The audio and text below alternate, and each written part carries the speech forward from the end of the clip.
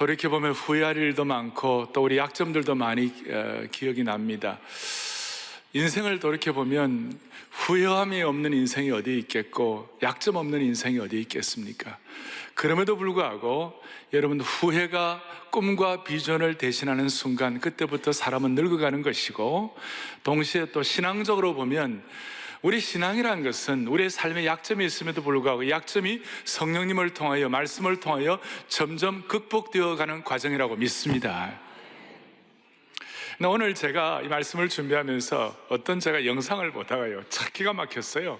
이거 너무 놀랍다. 어떤 분인가 하면 엘레나 그리핑이라고 미국 분이신데 나이가 91세예요. 몇 살이라고요? 91세인데 지금도 현직으로 일을 하세요. 할머니인데 91세인데 20살에 직장에 이제 그 캘리포니아 버클리 나는데 의료센터에 이렇게 직장에 취직이 돼가지고 71년 동안 한 직장에서 사는데, 내가 보니까 71년 동안 딱 나흘만 결근했어요. 별로 많이 결근 안 한 겁니까? 어떻게 되는 거예요? 10년에 한 번도 결근을 안 한 거예요. 그러니 71년 동안 평균 18년에 한 번 정도 결근을 했는데, 이 할머니가 뭐냐면, 나는 나이가 많다고 나는 우울할 시간이 없다. 나는 내 삶 자체가 너무 지금 순간순간이 중요하다. 나는 너무 지금 기쁘다. 왜 우울할 일이 없겠어요? 왜 후회할 일이 없겠어요? 그런데 너무 기쁘고 너무 감사하다. 그래가지고 그것이 행복 바이러스가 돼가지고 그 직원들에게 전부 막 선포가 되는 거예요. 내가 볼 때 이 할머니는 전형적으로 약점을 극복한 할머니다. 그러니까 슬퍼할 시간도 없고 우울할 시간도 없고, 물론 인생은 좀 자기 자신을 성찰하고 우울하게 돌아봐야 할 것도 있겠지만, 그러나 이 할머니의 이 강력한 삶의 자세 앞에서는 저는 고개가 숙여졌어요. 나는 오늘 마음속에 이 12월 첫 주가 되어서 한 해를 돌이켜보면서 우리 온 성도들이 약점이 있다면 약점이 극복되게 하여 주시옵시고, 우리 삶을 성찰하는 것 자체는 중요하지만 그걸 뛰어넘는 하늘이 주시는 기쁨과 능력을 체험하기를 바랍니다. 오늘 우리는 계속 다윗 시리즈를 지금 하고 있어요. 어떻게 하면 약점을 극복할 수 있을까? 여러분, 다윗은 위대한 믿음의 영웅이었어요. 다윗을 보면 우리는 어떻게 저렇게 찬양하고 어떻게 저렇게 시편을 쓸 수 있을 것인가? 대단한 광야 가운데서도 대단한 하나님의 참 인도하심을 맛보면서 잘 살아갔는데, 근데 다윗도 약점이 있었어요. 오늘 이 사무엘상 27장은 다윗의 3대 실수 가운데 들어가는 장이라고 말할 수 있는데, 다윗의 약점이 뭐였나? 그래서 저는 성경을 볼 때만 느끼는 것은, 성경은 어떤 위대한 한 인물의 영웅담이라든지 거기 어떤 그 사람의 됨됨에 초점이 맞춰져 있기보다는 성경의 그 위대한 영웅 뒤에 계시는 하나님께 초점을 맞추는 그 은혜를 더 찬양하는 것이에요. 그래서 오늘 다윗을 통하여 12월 첫째 주일날 우리가 우리의 약점으로부터 극복될 수 있는 축복을 주님 허락해 주시기를 바랍니다. 다윗은 첫 번째 어떤 약점이 있었나? 환경적 약점이 있었어요.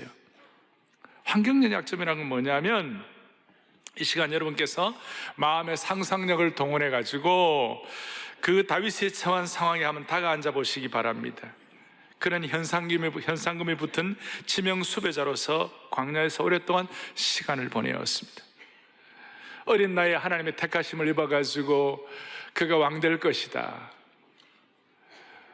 그렇게 참 은혜를 받고, 그 다음에 나중에 왕궁에 들어가서 수금으로 하나님을 찬양하고, 그럴 때 악신이 도망가는 체험을 하게 되고, 동시에 조국을 그 골리앗의 또 블레셋의 침공으로부터 구한 구국 영웅이 되었어요. 그럼에도 불구하고 질투와 또 모함을 받아가지고 광야로 도망가서, 성경학자들은 적어도 다윗이 광야에서 10여 년 이상 고통을 겪었을 것이다, 그렇게 해석을 하고 있어요. 자기 장인 되는 분이 자기를 죽이려고, 그래서 그 상황 자체가 절망에 빠질 만한 충분한 이유가 있었어요. 고통스럽고 위급한 상황이 되어가지고 어느 정도 되었냐면, 사무엘상 23장 14절에 오면 사울왕이 다윗을 죽이려고 어떻게 했느냐, 사울이 다윗을 매일매일 찾았다. 다윗이 광야의 요새에도 있었고 또 십광야 산골에도 머물렀는데, 그 이유가 사울이 매일매일 다윗을 죽이려고 매일매일 특수정예부대 3,000명을 준비해가지고 다윗을 죽이려고 그렇게 추적을 하고 있었던 것이 얼마나 힘들었는지. 더더구나 오늘 보니까 다윗은 돌봐야 할 추종자들이 있었어요. 600여 명의 추종자들이 있었고, 그 추종자들에게는 식솔들도 다른 추종자들이 있었기 때문에 많이 보는 사람은, 적게 보는 사람은 1000명이고 많이 보는 사람은 3000명, 많은 식솔들을 거느려야 하는 것이고, 그 사람들의 음식을 먹여야 되고 그 사람들을 살려야 되니까 다윗이 받는 이 환경적 압박은 말로 다 알 수가 없었어요. 하나님이 왜 이렇게 하셨을까? 어떻게 보면 환경적 약점이라고 말할 수 있지요. 광야에서 고통을 겪는 다윗이죠. 그러니까 다윗의 입장에서 볼 때, 제가 볼 때는 그래요. 다윗은 앞으로 왕 될 사람이고, 하나님께서 참 밑바닥부터 인생부터 남녀노소 빈부 귀천을 막론하고 다 커버를 해야 하는 큰 그릇이 돼야 하니까 하나님이 광야의 과정을 허락을 하시는 것이에요. 뭐 어떻게 할 수가 없어요. 피할 도리가 없어요. 다윗뿐이겠어요? 오늘 저와 여러분들은 하나님께서 21세기에 하나님 우리 모두를 왕같은 제사장으로 삼으신 줄로 믿습니다. 우리는 거룩한 나라가 되고, 예수 믿는 그 순간, 예수 믿는 것 자체가 인생 최대의 사건이기 때문에 하나님이 우리에게 왕같은 제사장의 직분을 주셨는데, 그 왕같은 제사장의 그릇이 되기 위하여 우리가 준비를 해야 되니까, 하나님이 어떨 때 우리로 하여금 이 사울왕이 다윗을 죽이려고 매일매일 공격하고 매일매일 못되게 군 것처럼, 하나님께서 우리에게도 똑같이 이 오늘날 이 마귀가 말이에요, 우리를 죽이려고 공격하고 어떻게 하느냐. 에베소 6장 12절 좀 보세요. 읽어보겠습니다. 같이 보죠. 우리의 씨름은 혈과 육을 통치자들과 하늘에 있는 악의 뭐에 영들을 상대하며, 눈에 보이지는 않지만 영적으로 우리를 얼마나 공격하는 사람들이 많은지 몰라요.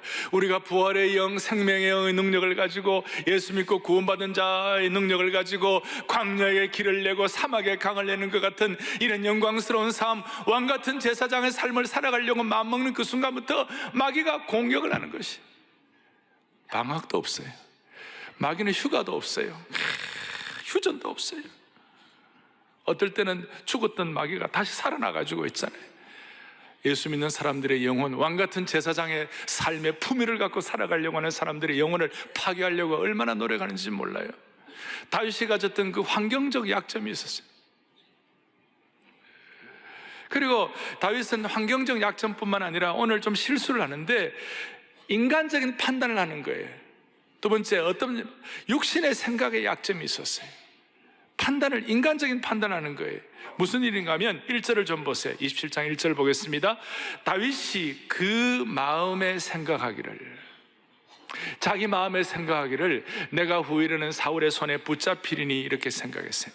다윗이 생각을 어떻게 했냐? 자기 마음에 생각하기를, 내가 이제 사울의 손에 붙잡히겠다, 이런 생각을 하는 것이에요. 아직까지 붙잡히지 않았어요. 다윗이 지금 사울에게 붙잡혔나요? 안 붙잡혔나요? 아직 안 붙잡혔어요. 근데 자기 스스로 생각하기를, 이러다가는 내가 사울의 손에 잡혀가 내가 죽게 되고 말지, 내 인생은 앞으로 희망이 없는 거야. 다윗 같은 믿음의 영웅도 이렇게 생각을 할 때가 있는 거예요. 왜냐하면 다윗이 옛날에는, 또 전에 우리 골리앗 앞에서 순수하게 있을 때는 두려운 것도 없었고 하나님 의지하지 마 이기는데, 이제는 자기를 따르는 추종자들도 있고 뭔가 갖춘 것도 이렇게 있으니까 자기도 모르게 자꾸 환경을 바라보고 자기를 바라보는 거예요. 그러니까 오늘 이 생각은 하나님이 주신 생각이에요? 아니면 다윗 스스로 생각한 생각이에요? 스스로 생각. 그러니까 그 마음에 생각하기를, 전에는 앞에 문제가 있을 때마다 하나님께 물어보고 또 물어보고 이랬던 사람이 자기에게, 자기 연민에 빠져가, 자기 확신에 빠져가지고 나가 이러다가는 사울왕의 손에 죽고 말지. 주로 이런 생각을 한 분들이 어리버리한 사람이에요? 똑똑한 사람이에요? 대답은 제가 안 하겠습니다. 사람들 가운데 주로 많이 생각하고 똑똑하고 세상적으로 대단한 이런 분들이 최악의 상황을 염두에 두는 분들이 많아요. 우리가 어떤 일을 준비할 때 최악의 상황을 준비하는 것 자체가 나쁜 건 아니에요. 그렇지만 그 최악의 상황을 염두에 두는 것이 내 생각인지 아니면 하나님이 주신 생각인지. 하나님이 주셔서 최악의 상황을 생각한다면 it's okay. 그러나 많은 경우 그것은 뭐냐, 내가 스스로 생각, 내가 판단을, 내가 똑똑하니까 내 스스로 자문자답하게 보니까 이러다가는 내가 사울의 손에 죽고 말지. 그게 다윗의 약점이었어요. 골리앗 앞에서도 승리했던 다윗이 오늘 나름대로 뭔가 일가를 이루니까 자기 생각이 많아진 것이. 오늘 사랑하는 교우들이여, 이 한 해도 얼마 안 남은 이 시점에 내가 나를 보고 내가 나를 생각하는 시각이 아니라 하나님이 나를 보는 시각이 회복되기를 바라는 것이에요. 자꾸 시각이 자기 자신을 바라보니까 비관적이 되는 거예요. 비관적이 되다 보니까 상황 자체가 비판적인 게 되는 것이, 그리고 신경이 아주 날카로워지고 노이로제에 걸리는 것이. 노이로제가 뭡니까? 어떤 일에 신경을 너무 많이 써서 예민해지고 날카로워지는 것이죠.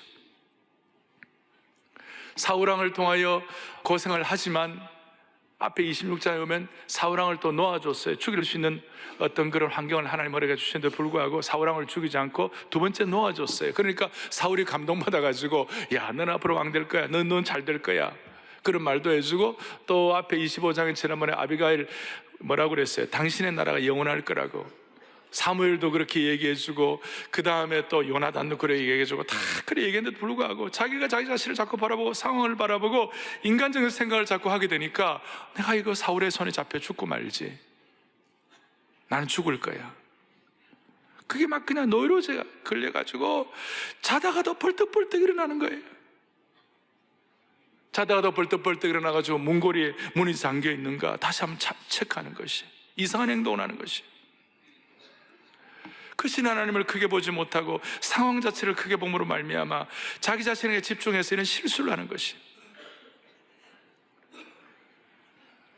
우리도 그럴 때가 있잖아요. 다윗은 이 1000명, 2000명 이 사람들 어떻게 먹여 살리나? 내가 이 상황을 어떻게 돌파해야 되나? 내가 광야의 끝이 안 보이네. 아까 말씀한 대로 성경학자들에게 10년이 이 길을 가니까 자연스럽게 자기도 모르게 자기 자신을 자꾸 들어보면서 나에게 사울에게 잡혀 죽게 될 거야. 우리 가장들 가운데 내가 어떻게 살아야 하나, 내가 직장을 잃어버리고 내가 어떻게 살아야 하나, 내가 자식들을 얼거야 어떻게 해야 하나, 이렇게 하다가 잘못하면 하나님이 주신 시각이 아니라 내 시각으로 나를 판단하다가 비관적이 되는 거예요. 그래서 저는 목회하면 할수록 저 자신이 확인하는 게 하나 있어요. 그것이 뭐냐면, 성도들이나 저에게 일어난 대부분의 문제는 내 자신을 너무 집중하다가 크신 하나님을 제대로 바라보지 못하다가 실패하는 경우가 너무 많다는 것이. 세상에도 이런 일들이 많아요. 저는 젊을 때부터 들은 얘기가 있어요.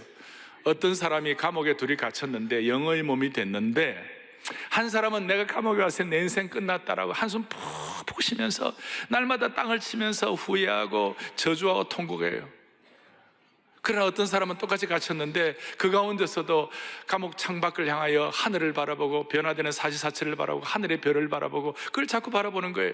근데 한 사람, 두 사람 똑같이 이제 출소를 했는데 감옥에서 나왔는데, 한 사람은 땅만 보고 땅 치던 사람들은, 그 한탄하는 사람은 정신병자가 됐고, 그 다음에 하늘을 바라보고 별을 바라보는 사람은 뭐가 됐느냐? 시인이 되었다는 것이. 나는 우리 교우들 가운데 시인 되는 분들 많아졌으면 좋겠어요.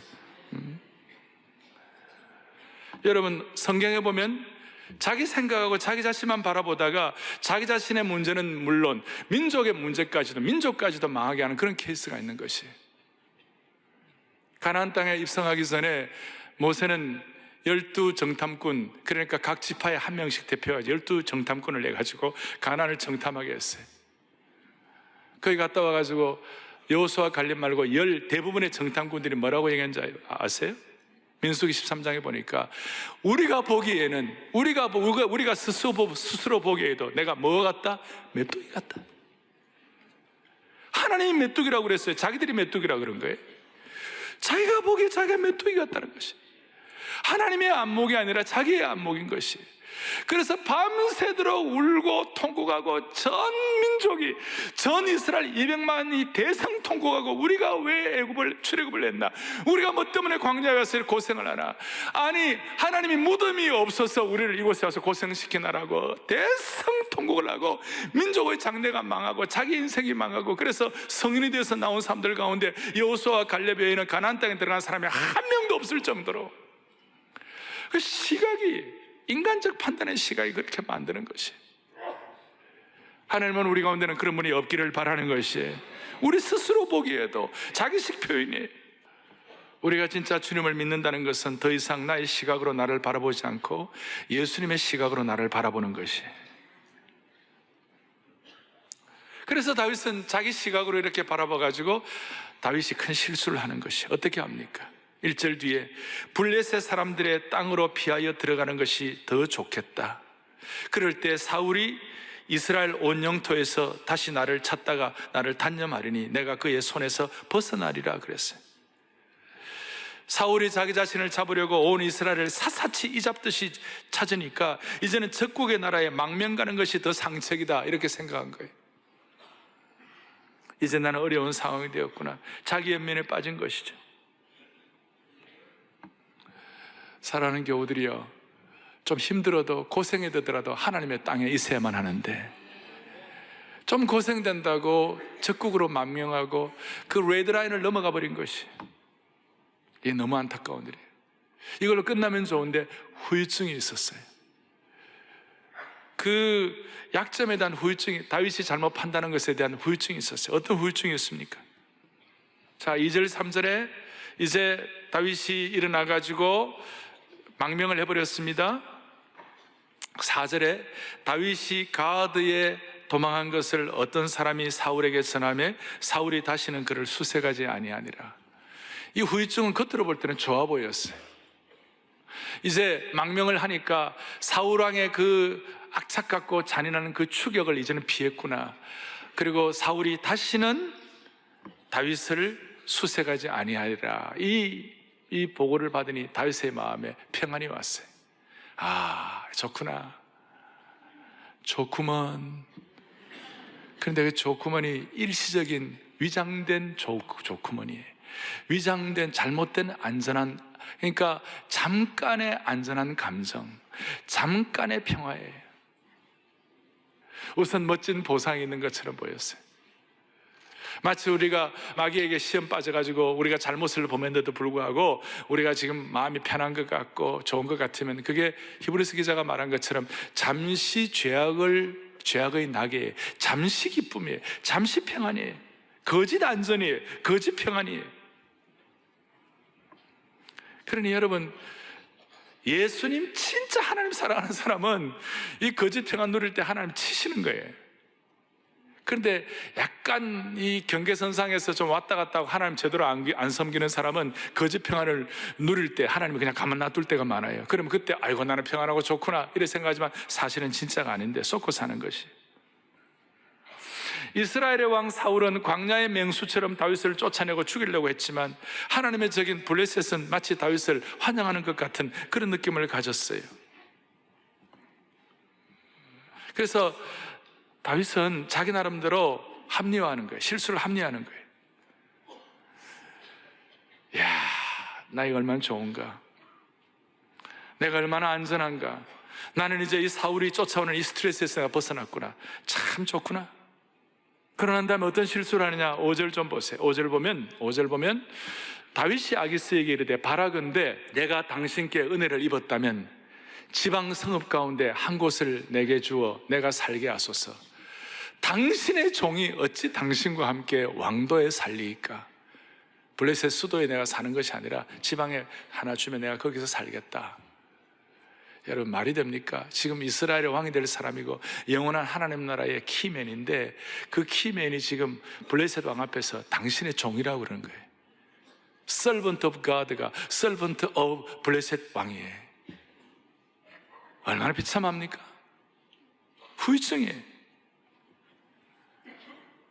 그리고 6절 보세요. 아기스가 그날에 시글락을 그에게 주었으므로 시글락 땅을 주었어요. 시글락이 오늘까지 유다 왕에게 속하니라. 다윗이 블레셋에 가고 시글락이라는 걸 얻었는데 뒤에 이제 3장에 보면요, 시글락에서 너무나도 가슴 아리하고 너무나도 눈물이 더 마를 정도, 눈물이 더 이상 눈물을 흘리지 못할 정도로 다윗이 그런 안타까운 참 비참한 어떤 경험을 하게 되는 거예요, 이 시글락에서. 그리고 7절, 다윗이 블레셋 사람의 지방에서 산 날수는 1년 4개월 있더라. 잘못된 판단을 해가지고 다윗의 약점과 그 실수로 잘못된 판단을 해가지고 그 블레셋에 가가지고 산 날수가 얼마였다고요? 1년 4개월 16개월이었어요 한 달이나 두 달이면 그칠 줄 알았던 일이 16개월이 되었어요. 이 16개월 자체, 이 날짜도, 이 시간도 좀 안타깝지만 여러분, 이 1년 4개월 동안 다윗은, 사무엘하에 보면 다윗은 노래 잘하는 사람이었고 최고의 시인이었다고 그랬어요. 이 1년 4개월 동안 다윗은 제대로 된 시편을 한 편도 쓰지를 못했어요. 이 1년 4개월 동안 노래 잘하는 사람, 최고의 월십 리더, 최고의 찬양자, 최고의 월시퍼가 하나님을 찬양하는 이 최고의 하나님 나라를 향한 예배자가 말이죠, 제대로 된 예배를 드려본 적도 없고 제대로 된 찬양도 드릴 수가 없었어요. 다윗의 그의 신앙과 삶의 광휘가 사라졌어요. 그의 빛남과 기쁨이 사라진 1년 4개월이었어요. 마치 다윗이 최고의 하나님을 향한 예배자의 찬양자였는데 이 시간 블레셋 가가지고 1년 4개월에 있을 시간 마치 무엇과 같은가? 오늘 이 안아주심의 본당에서 빛나고 높은 보좌와 그 위에 앉으신 주 예수 얼굴 영광의 해같이 빛나네, 정말 주님의 영광의 보좌를 향하여 쉐키나의 하나님의 영광을 체험한 사람이 단란주점에 가가지고, 술집에 가가지고 젓가락 두드리고 있는 거하고 비슷한 것이, 저는 잘 몰라요. 그렇지만 제가 상상을 할 수 있어요. 우리로 말하면 특세 영광스러운 찬양, 예수 살을 옮기시는 주 찬송을 하던 사람이 술집 한쪽 구석에 앉아가지고 값싼 유행가를 부른 거와 똑같다, 이 말인 것이. 오늘 이 비극이 우리에게 없기를 바랍니다. 그리고 여러분 12절에 또 보니까 아기스가, 마지막 아기스가 다윗을 믿고 말하기를, 왜 믿었느냐? 앞에 10절, 8절, 9절, 10절, 11절을 보면 다윗이 이제 아기스에게 믿음을 주려고 이제 시간만 있으면 나 전쟁을 하는 거예요. 전쟁을 해가지고 거기 보니까 어떤 사람을 죽이는가 하면 거기에 그술 사람, 기르스 사람, 아말렉 사람을 죽이는 거예요. 그리고 돌아와서는 뭐라고 얘기하느냐, 마치 이스라엘 사람들을 공격해가지고 자기 민족을 공격한 것처럼, 자기 민족을 살육한 것처럼 그렇게 얘기를 하는 것이. 뭐라고 얘기합니까? 거기에 보니까 유다의 남쪽 사람들, 여라무엘의 사람, 겐 사람, 이 사람들을 죽였다 거짓말을 하는 것이. 실제로는 유다 사람을 죽이지는 않았지만 마치 유다, 그리고 그 아말렉 사람, 기르스 사람, 그술 사람을 죽이는데 완전 잔인하게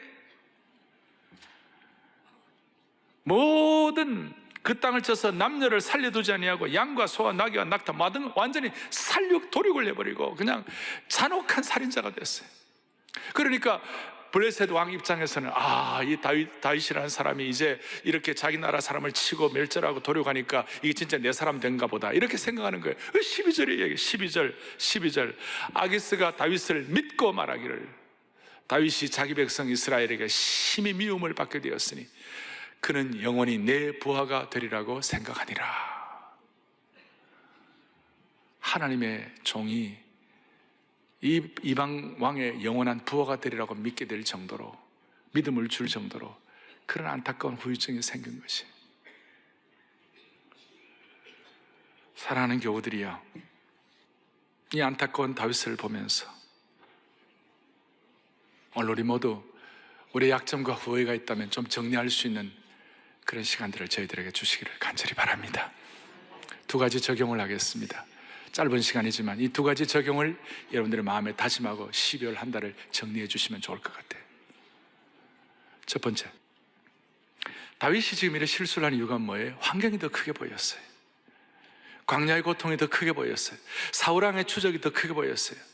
그런데 오늘 우리가 이 약점을 극복하려면요, 환경보다도 주님을 더 크게 보아야 되는 것이.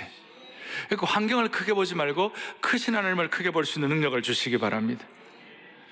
그 환경은 어려웠어요. 사울왕은 변덕이 죽을 듯하는 사람이에요. 믿을 수 없는 사람이에요. 사울왕은 얼마나 못됐는지 몰라요. 금방 다윗 네가 제일이다 그러고 난 다음에 그 다음에 창을 던지고 공격하는 이런 못된 인간이에요. 그러나 그 환경이 자꾸 크게 보여. 변덕증이, 그 사울의 공격과 환경이 예민해진 거예요. 아까 노이로제가 걸린 거예요. 사랑하는 교우들이여, 우리는 하나님을 잘 믿고 따르더라도 환경이 잘 풀리지 않고 사람들이 우리를 괴롭게 하면 믿음의 초점이 흐려져서 세상의 방법이나 세상에 보이는 것을 의지하려는 유혹을 받습니다. 오늘 우리 모두는 환경보다도 크신 하나님을 더 크게 바라볼 수 있는 능력을 받기를 바랍니다. 그래서 제가 오늘 이제 여러분들에게 크신 하나님을 크게 볼 수 있도록 제가 하나 이렇게 한번 훈련을 좀 하고 싶어요. 우리 두 손이 있어요. 두 손 한번 내보세요. 두 손이 있는데, 이 두 손이, 오른손은요 눈앞에 한 10cm쯤 내놔보세요. 그 다음에 왼손은 50cm쯤 뒤로 놔보세요. 자, 어느 게 크게 보입니까? 왼손은 크게 보인다는 분은 눈이 이상한 분들이 안과로 다 가셔야 돼요. 자, 다시 한번 오른손하고 왼손은, 오른손은 10cm쯤 놓으시고 왼손은 50cm쯤 멀리, 어느 게 크게 보여요? 오른손은 크게 보이죠. 여러분, 우리가 이렇게 생각합시다. 오른손이 크신 하나님을 크게 보이는 것처럼 오른손의 하나님의 임재와 도우심이라고 생각하고 우리 하나님을 생각하고 크게 보기를 바라는 것이에요. 하나님을 크게 보기를 바라는 것이에요. 그리고 세상의 환경과 어려움과 모든 문제들은 이 왼손 보고 작게 보시기를 바라는 것이에요. 그래서 아침마다 집 앞에 나갈 때마다 두 손 딱 들고, 여기는 하나님이 함께 하시는 것이야, 요거는 세상의 어려움이야, 탁 놓고 하나님이 더 크게 보이게 하여 주시옵소서. 할렐루야. 매일마다 크신 하나님을 크게 볼 수 있는 능력을 주시기를 바랍니다. 사탄은 성도들의 마음에서 주님의 마음을 빼앗고자 자꾸 흔드는 거예요. 사람의 말을 듣고 자꾸 흔들리게 하는 거예요. 혹은 환경을 바라보게 하면서 자꾸 흔들어 놓는 거예요. 그럴 때마다 우리에게 감사와 은혜가 사라지고 마음이 우울해지는 것이, 사랑하는 교우들이여, 저는 오늘 믿습니다. 저는 한결같이 믿습니다. 은혜는 사건이나 환경이나 사람을 쳐다보면 은혜는 떨어지게 되어 있어요. 은혜 못 받아요. 그러나 사건이나 환경이나 사람을 쳐다보지 아니하고 하나님을 향한 우리의 시선이 늘 흐려지잖아요. 집중되면 은혜는 유지할 수 있는 것이에요. 오늘 이 마음이 여러분들에게 확인되기를 바랍니다. 크신 하나님을 크게 보고 환경은 작게 볼 수 있기를 바라는 것이, 이거 쉬운 건 아니에요. 그러나 오늘 예배를 통하여 여러분들이 이 은혜를 받아버리세요. 아시겠죠? 두 번째로 우리가 적용할 것, 신앙의 영역, 삶의 영역이 우리에게 있는 것이에요. 그래서 우리에게 신앙의 영역과 삶의 영역의 테두리에서 벗어나면 안 되는 것이에요.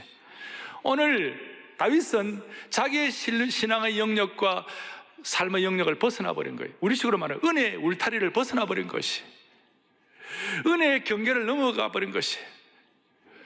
사랑하는 교우들이여, 우리는 우리의 삶의 영역이 있고 신앙의 영역이 있고 은혜의 울타리가 있습니다. 여기서 벗어나면 안 됩니다. 지금 좀 힘들다고, 지금 좀 어렵다고 이 영역에서 벗어나가지고 저 이상한 데 가 있으면 안 되는 것이에요. 사랑의 교회 이 안아주심의 본당에서 은혜를 구가해야 할 분들이 만약에 한번 은혜를 받은 사람들이라 할지라도 뭐가 안 맞으니까 저 룸살롱에 가가지고 여러분들 고민하고 말이죠. 그렇게 하면 안 되는 거예요. 우리 은혜의 울타리에서 벗어나지 않는 축복을 주시기를 바랍니다. 다윗이 이스라엘을 벗어나서 블레셋으로 도망간 1년 4개월 동안은 다윗에게는 은혜의 GPS가 벗어난 것이, 은혜의 여러분 GPS 그 내비게이션 벗어나면 땡땡땡땡땡땡땡 하잖아요. 우리 가운데 혹시 은혜의 GPS 벗어나가지고 이상한 데 가 있는 그런 상황에 있는 분들은 오늘 땡땡땡땡땡땡땡땡 그래가지고 하나님의 은혜 영역에 다시 돌아오시기를 바라요. 다시 유턴하시기를 바라는 것이, 은혜 영역에서 벗어나니까 그 영광스러운 다윗이 하나님 나라의 왕국의 정말 메시아닉 킹덤의 최고의 역할을 해야 할 그 다윗이 오히려 블레셋 왕 앞에서 자기의 삶을 구걸하지 않았습니까? 그거는 은혜 영역에서 벗어날 때 그런 일이 벌어지는 것이에요. 오늘 이 원리는 우리에게도 그대로 적용되는 것입니다. 어떨 때는 예수님이 믿고 사는 것, 예수님의 은혜 영역에 내 마음이 있어야 하는 것, 은혜 영역에서 나 자신을 추스리려고 하는 것, 이것이 세상의 어떤 것과 타협하는 거 비교해 볼 때는 더 고생스러울 때가 많아요. 어떨 때는 경건하게 살려고 하면 할수록 고통이 더 심해질 때가 한두 번이 아니에요. 이럴 때 우리는 예수님을 모르는 세상 사람들처럼 우리 은혜의 테두리에서 벗어나고 싶은 유혹을 받을 때가 있어요. 이럴 때 사랑하는 교우들이여, 이럴 때 아무리 어려워도 하나님의 영역에 주여 내가 주님이 주시는 이 신앙의 은혜의 울타리에서 벗어나지 말게 하여 주십시오. 오늘 이것이 저와 여러분의 이 연말의 고백이 되기를 바랍니다. 아시겠죠? 시편 84편 10절에 보면 유명한 말씀이 있어요. 그게 고라자손의 시가 나오는데요, 고라자손이 과거에는 좀 잘못을 범했어요. 민수기 16장에 보면 고라 자손의 하루는 고라 자손도 레위 지파였어요. 이 레위 지파인데 레위 지파의 사람들은 제사장하는 것이고 대제사장하고 어떻게 보면 참 어떤 역할을 하는 것이에요. 그런데 고라 자손이 볼 때 레위 지파는 아론의 자손들만 하는 거, 아론의 가족들만 하는 것 같으니까 아론하고 모세가 가지고 항의를 했어요. 그리고 반역을 했어요. 그리고 거기에 대해서 좀 막 그냥 항거를 했어요. 당신의 가족들만 제사장 하느냐고, 우리는 하면 할 수 없느냐고. 그래가지고 거기에 대해서 그냥 반역을 하고 그렇게 했어요. 그랬을 때 큰 하나님의 징계가 임했죠. 나중에 이후에 고라의 자손들이 이걸 깨닫고 난 다음에 우리 선조들은 그런 실수를 했지만 우리는 그런 실수를 하면 안 돼. 우리는 하나님의 은혜의 영역에서 벗어나면 안 돼. 그렇게 해가지고 영광스러운 고백을 하는 거예요. 시편 84편 10절 여러분 같이 한번 보겠습니다. 함께 보죠. 주의 궁정에서의 악인의 장막에 사는 것보다. 아멘. 여러분 이거 동의하십니까? 어릴 때부터 신앙생활한 뿐만 아니라 연세 드셔서 예수 믿는 분들도 진짜 은혜 받으면요, 주의 전에서의 한날이 다른 곳에서 첫날보다 나은 줄로 믿습니다. 세상에서의 첫날보다도 주의 전에 하루가 더 나은 줄로 믿습니다. 그리고 내 잘못된 데서 대단한 역할을 하는 것보다도 하나님의 전에 성전 문지기로 있는 것이 좋습니다. 이것이 우리의 마음에 진정한 고백이 될 때 하나님은 우리의 모든 약점을 극복시켜 주시고 은혜의 테두리에 살게 하시며 하나님의 영광을 누릴 수 있도록 만들어 주실 것입니다. 하나님의 영역의 테두리에 사는 것이 쉬운 일이 아닐진데 어떨 때는 고통스러울 때가 있지만 여러분 힘들 때마다 하나님 앞에 나오기를 바라는 것이, 그렇습니다. 우리가 그렇게 하는 이유가 무엇입니까? 잠깐 고생, 잠깐의 고난이 영원한 멸망보다도 낫기 때문에 그런 것이에요. 은혜의 울타리에서 벗어나면 잠깐 평안한 것 같고 잠깐 안정을 누리는 것 같지만 사실 거기는 악어들이 입을 벌리고 우리를 잡아채려고 하고 있는 것이, 다윗이 오늘 당한 것이죠.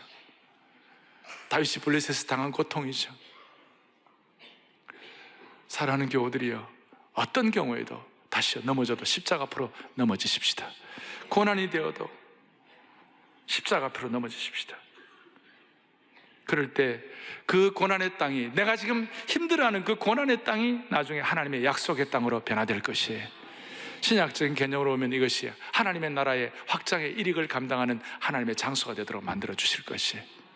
하나님은 희한합니다. 힘들어도 고난의 땅이라도 광야의 땅이라도 그곳이 있으면 하나님이 그곳이 하나님의 영광의 땅이 될 수 있도록 만들어 주시는 것이. 아브라함에게 창세기 13장에서 너는 일어나 그 땅을 총과 형으로 두루 다녀보라, 내가 그것을 너희에게 주리라 그랬어요. 아브라함의 땅이, 아브라함이 밟는 땅이 곧 아브라함의 영토라는 것이. 이스라엘 백성들에게 신명기 11장 24절을 보겠습니다. 같이 보죠. 너희의 발바닥으로 밟는 곳은 다 너희의, 기가 막힌 말씀이에요. 여호수아 14장 9절 함께 보죠. 내 발로 밟는 땅은 영원히 너와 내 자손의. 아멘. 무슨 말입니까?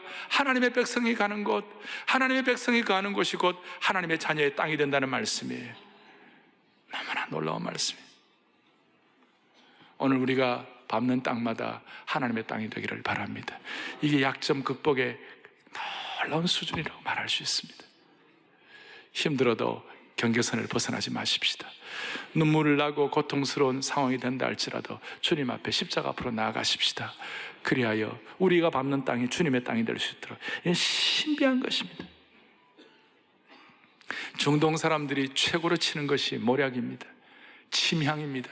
우리는 향기에 대해서 익숙하지 않지만 이 향기에 대해서 익숙한 사람들은 이 향이 얼마나 좋은지, 그래서 어떤 사람들은 모략과 침향을 얼마 안 되는 걸 1억을 주고 사고 2억을 주고 사고, 중동의 부자들은 그런 것이 있어요.